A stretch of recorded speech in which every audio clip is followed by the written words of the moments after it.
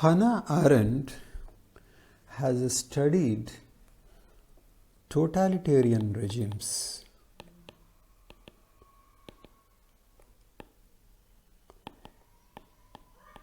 in detail, and she made certain observations.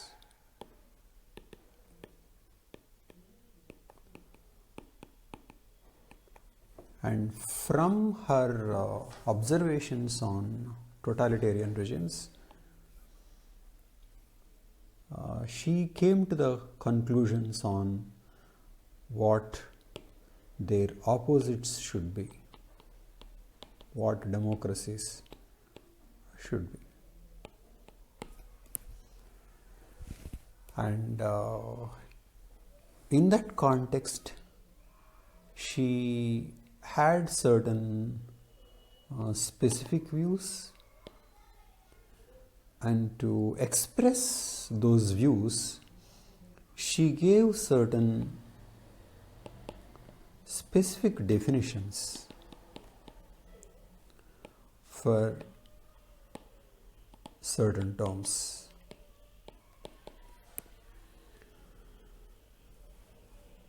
And these terms include what is political, what is power, and what is public realm,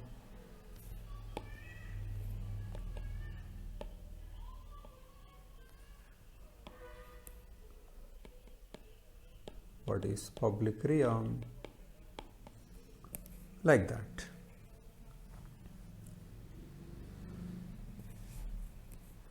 What characterizes these totalitarian regimes? Take for example Hitler or Stalin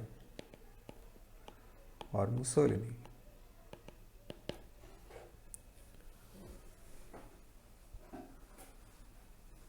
Her point is that they are characterized by ideology, and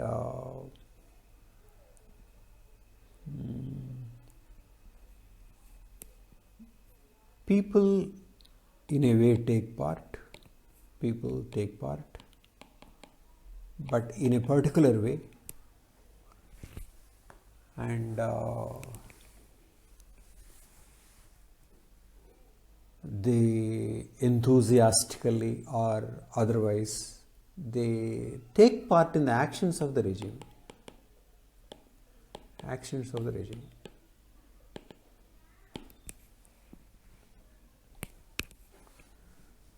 So she is interested in finding out how these brutal regimes can mobilize people towards particular actions which cannot be approved of.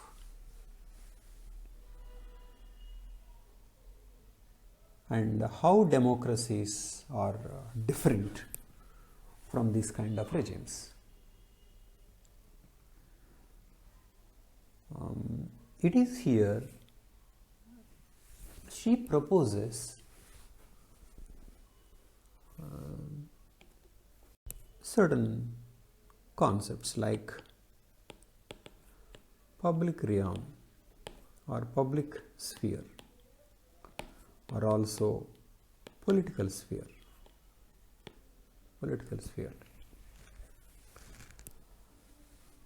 She says ideally in this public sphere or political sphere, people should talk to each other.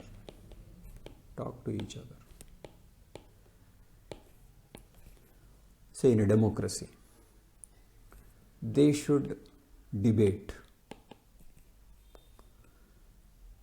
and there should be you can say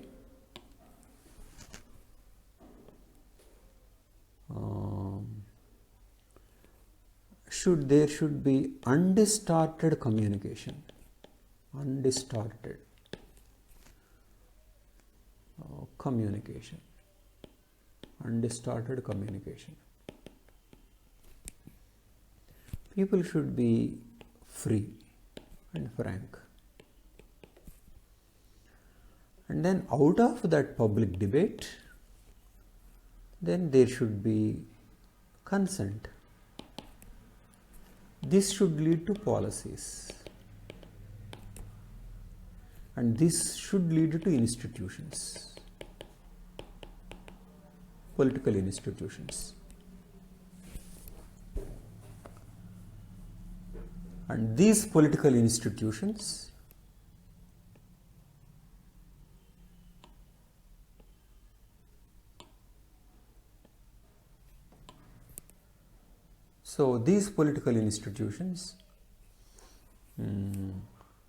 have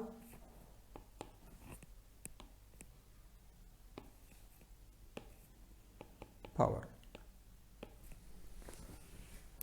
This is the notion of democracy she has.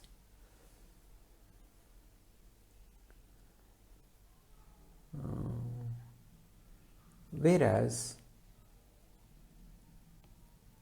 what can happen in totalitarianism is distorted communication,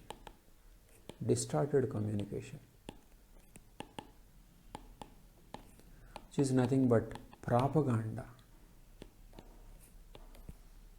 Okay, and of course media control. So communication is distorted.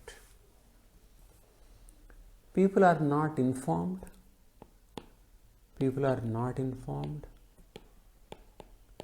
And people don't debate.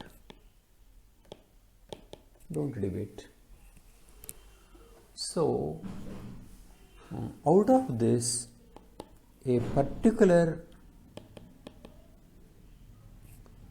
distorted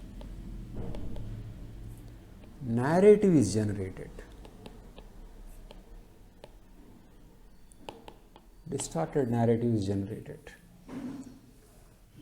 Okay. But in servicing of this narrative,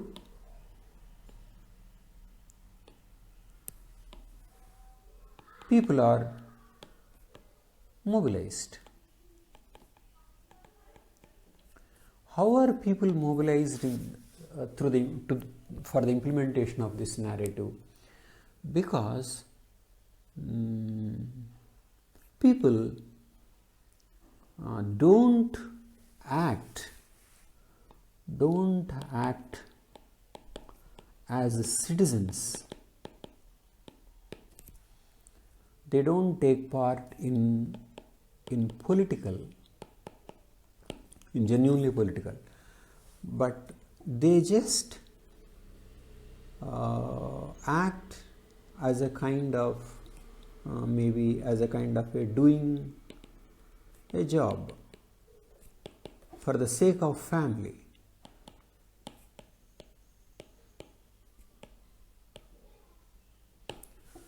So gas chambers are maintained by the people who took it simply as a kind of a job, without any political consciousness, and so people are mobilized simply as private people rather than as citizens and for a public cause. So this is how public realm is destroyed, and people are made to fear, and no communication. People are isolated from each other. each other, but nevertheless mobilized. And each individual as a private person seeking security is doing what the state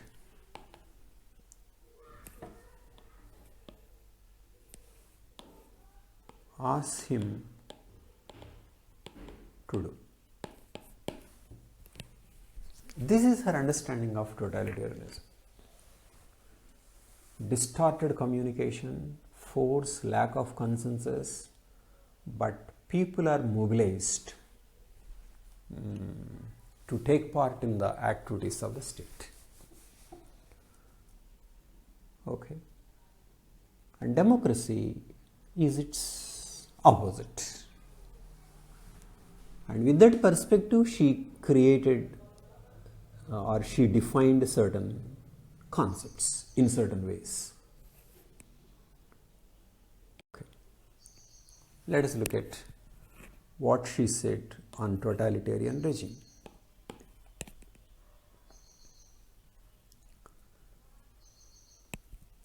She said, the police state destroys all relations between men that still remain after the discontinuance of the public political sphere. Public political sphere is destroyed. On the other hand, it demands that those who have been fully isolated and forsaken by one another be able to brought into political actions, although naturally not to genuine political action. Totalitarian rule does not only rob men of their capacity to act, rather with inexorable consistency, it makes them as if they really only a single man into accomplices in all actions undertaken and crimes committed by the totalitarian regime. Totalitarianism is pressed together with everyone. Each is totally isolated from all. They are crushed together, but then isolated in the sense that they act out of private desire for safety, not public. And so she takes not political. And who are the people who act like this?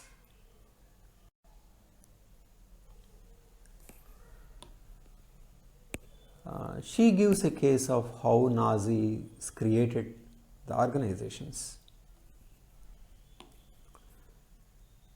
Himmler, an important Nazi official, consciously built up his newest organization of terror, which encompasses the entire country on the assumption that most men are not bohemians, not fanatics, not adventurers, not sex criminals, not sadists, but in the first place, job holders and good family men.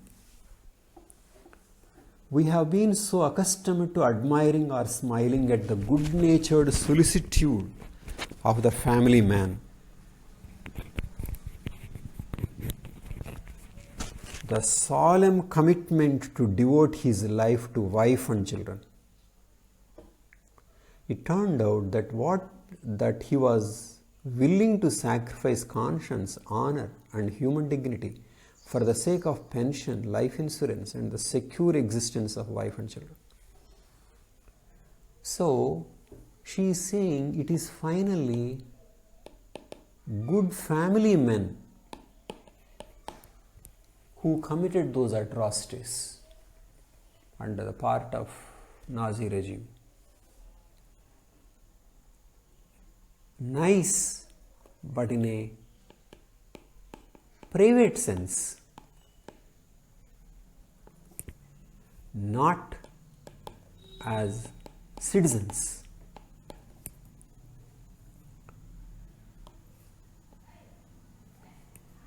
Not as political agents. where privately good people ended up doing the most atrocious things. And this explains why Eggman is what he is and why the evil is so banal. He's a very ordinary man, but who did those unspeakable things. So this is how mobilization takes place. It is making depoliticized masses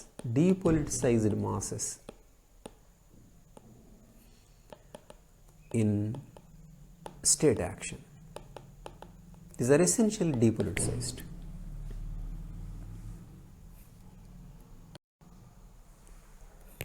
And so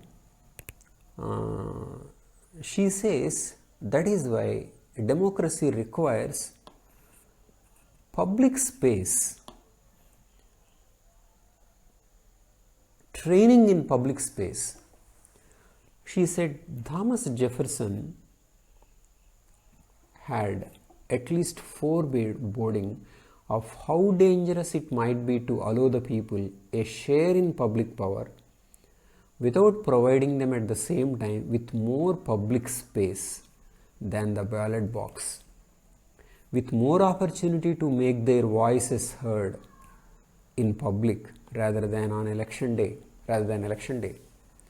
What he perceived to be a mortal danger to the Republic was that the Constitution had given all power to the citizens without giving them the opportunity of being Republicans and of acting as citizens.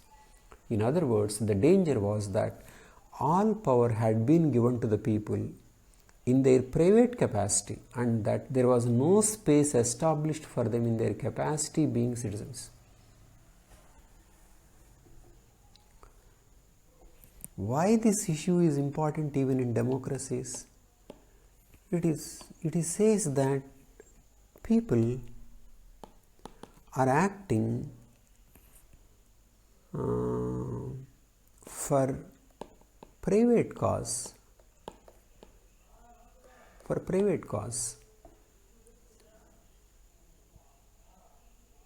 Their peculiar or private interests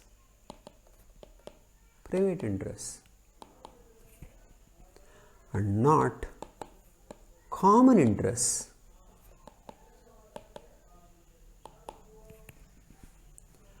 And when they are not looking for common interests, then what happens is that system is hijacked because each one is thinking of his own safety or his own group's interests rather than the total and common, and so they don't arrive at higher alternatives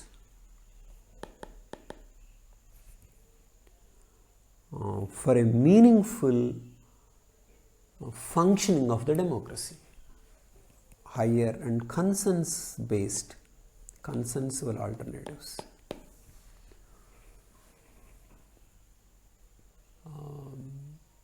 So to her, democracy is not a fight over resources for private interests, but rather consensus building, concern for common issues, and charting out common path in a democratic way. And if that is not done, then democracy suffers. And so in the light of this, Arendt gives certain definitions. Take for example definition of power. Okay, what is her definition of power? She said, power corresponds to the human ability not just to act, but to act in concert. Power is about group effort.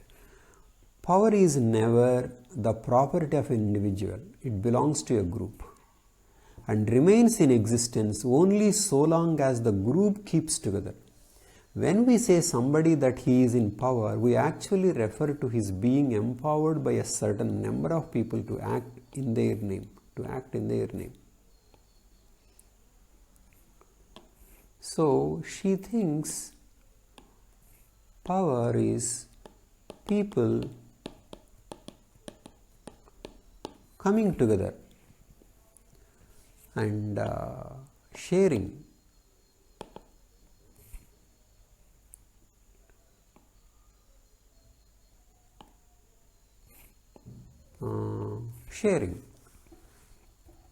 and arriving at common goals and consent based, which requires non-distorted communication. Okay, but what normally takes place in democracy is distorted communication and not consent based. It is group fight and propaganda, far from the way she thinks democracy should be.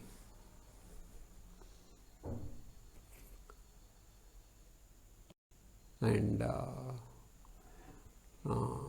Arendt notion of power is similar to Talcott Parsons' notion of power, because Talcott Parsons also looked at power as a property of the system. Parsons takes power as capacity of the social system to get things done in the interest of the collective goals. Collective goals is important. He said, I have defined power as the capacity of a social system to mobilize resources to attain collective goals. Collective goals. So Arendt notion and Parsons notion are different, are same. It is about systemic and the capacity for collective goals.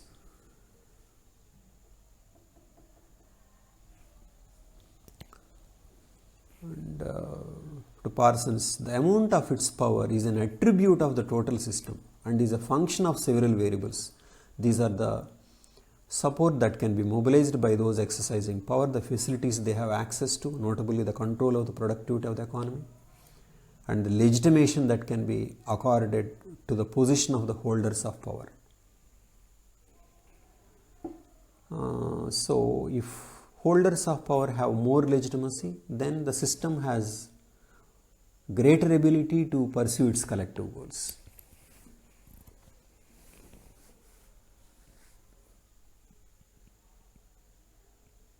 Okay. So to Arendt, these collective goals are achieved through undistorted communication in the public sphere. So to Arendt, political institutions are like this.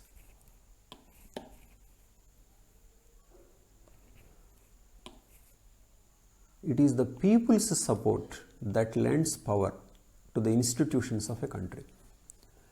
And this support is but the continuation of the consent that brought the laws into existence to begin with. All political institutions are manifestations and materialization of power. They petrify and decay as soon as the living power of the people ceases to uphold them. So, to Arendt, people come together and share and create institutions, and their consent to their institutions gives the power of the institutions as well as the political community.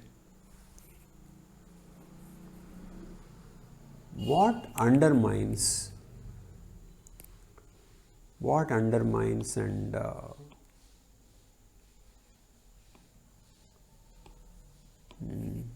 and then kills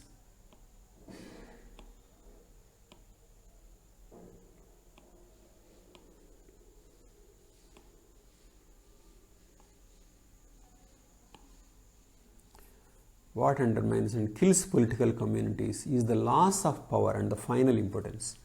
The power cannot be stored up and kept in reserve for emergencies like the instruments of violence, but exists only in actualization. Where power is not actualized, it passes away, and history is full of examples that the greatest material riches cannot be compensated for this loss.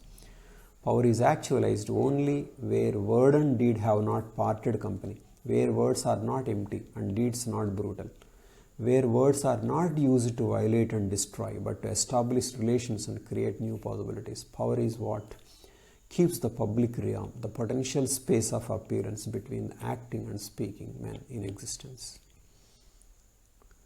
So, in this account, democracies would develop power, whereas totalitarian regimes will not develop power.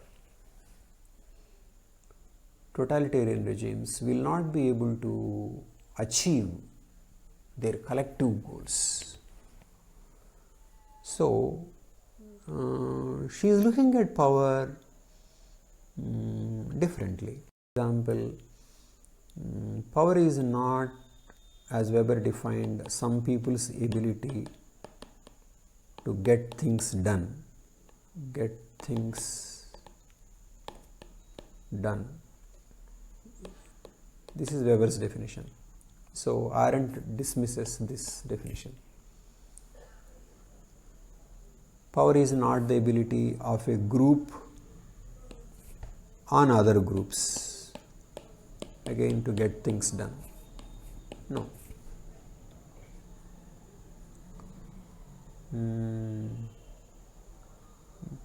Power to Arendt is people coming together and then forming collective goals. There may be a leader, and the capacity to achieve these collective goals is power. So, for example, in this way, what would be India's power? India's power, according to Arendt, would be the ability of India as a nation to realize its collective goals, maybe the goals set in preamble. So, India's power is its power to realize the goals of the preamble, not settlement of border or how to be militarily more powerful than China or Pakistan.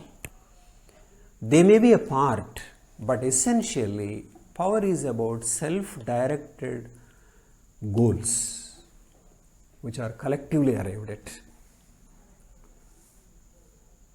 Okay. So, in that sense, Arendt wants nations to be powerful. India should be powerful in that sense.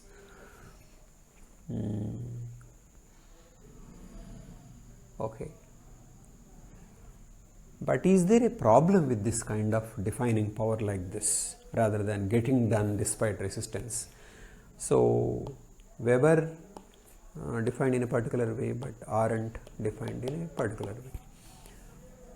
So, should everybody follow Arendt definition? It need not be so, because how would Arendt explain something like, for example, in Myanmar army is controlling people.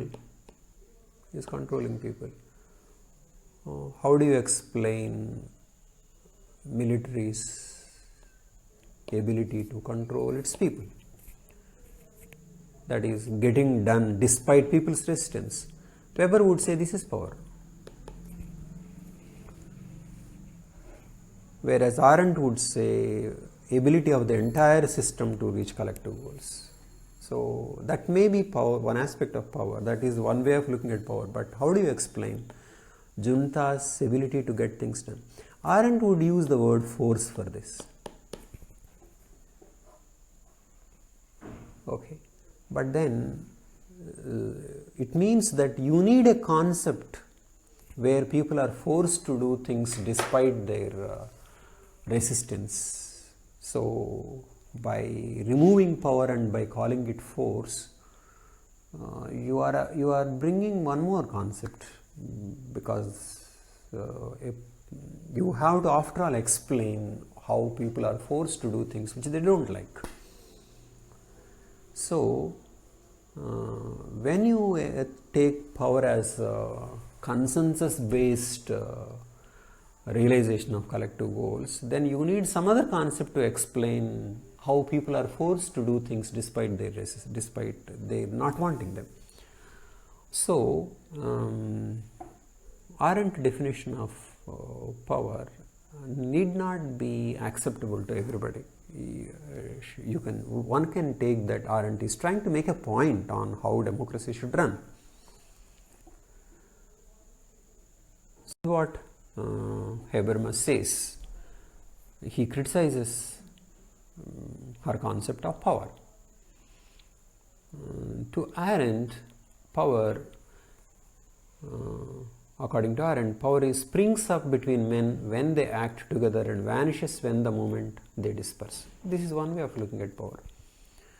But then, political system is not only this. Political system involves force, involves violence, involves military, it involves war, and there are civil wars.